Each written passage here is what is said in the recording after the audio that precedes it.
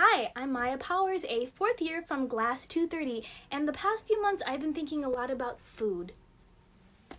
Well, maybe not like that. A little more like this. And this.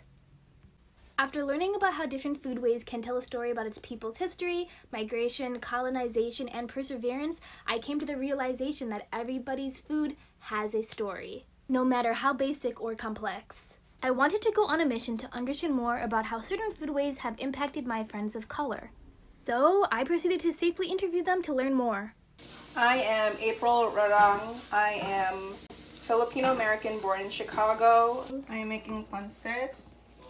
It is a Filipino stir-fry noodle dish. I've cooked all my life, or like a good majority of my life. My father was like a chef in a hotel, and I learned most of my cooking from him. I was raised by my paternal grandmother who was big on cooking, and it's a small way for me to it's a small comfort for me to cook because she always cooked and I always equated that with love. Pancit is important to me because it's like a very simple food. It's a very common food. I've been eating it all my life, and it's one of the few Filipino dishes I know how to cook. Pancit in general, it's a Chinese dish, but we've incorporated that into our culture to the point where it's a common food.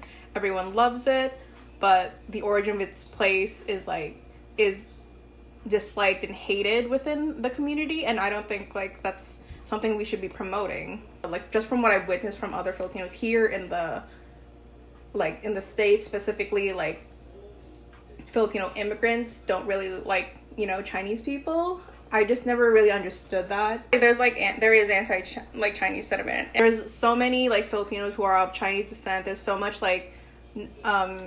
Chinese influence within Filipino culture. I guess in a way, I'd like to raise tolerance because the Philippines and China don't have a very good relationship.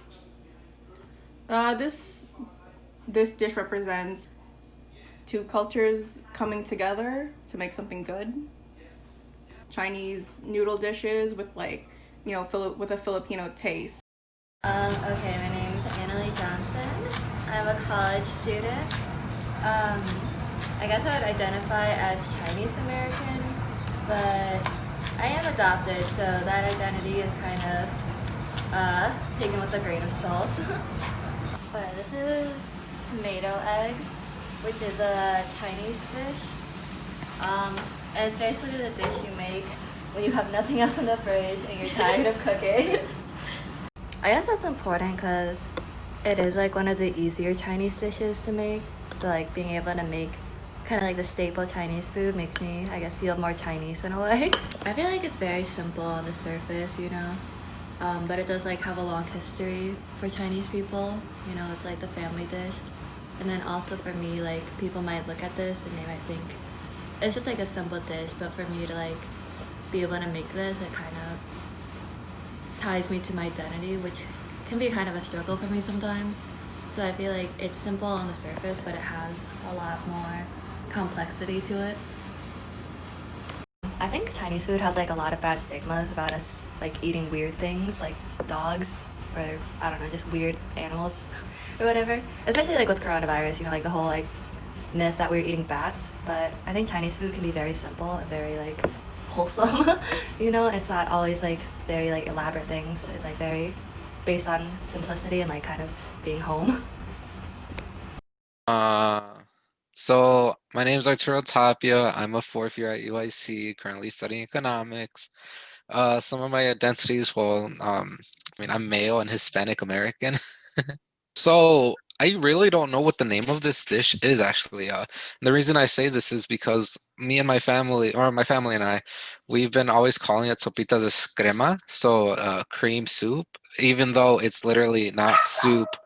Uh, it is creamy, but not in the soup creamy way, but rather it has literal cream on it. So basically, as a kid, I was always raised to cook, maybe since I was 8 years old. So I do love cooking. I do have a good amount of knowledge when it comes to Hispanic dishes. So the reason this dish is actually important for me is because it was one of the first dishes I've actually ever cooked. So this dish is a very extremely simple dish. As I mentioned earlier, has two ingredients. It's very easy to make. And the main point I wanted to bring out is that this could be viewed as a poor man's dish, meaning that, this is something that, if you don't have much money, this is something you would make. And this would heavily impact, or this would be a good perspective of my Hispanic culture. Usually we have to work minimum jobs to make the meets ends, and we can't really be affording, takeout food, expensive, fancy food. And I just want to, say that it's okay to be eating these meals because they're there to make you feel full. I don't know, it's really interesting. Like, it's just like you said, it's kind of like just a means of survival. Like, it's how a lot of, people get by, and it works. It does the job, it makes you full. And that's really all you need sometimes. Basically, it tells a story that, for me, it's the dish I grew up with. It's the dish I will instantly cook if I'm ever hungry and I want a quick meal. A lot of people would make, the dollar ramen cups, or they might have their own personal dish. So this story just tells, a very small Mexican boy just growing up and learning a small passion for his culture, I'd say.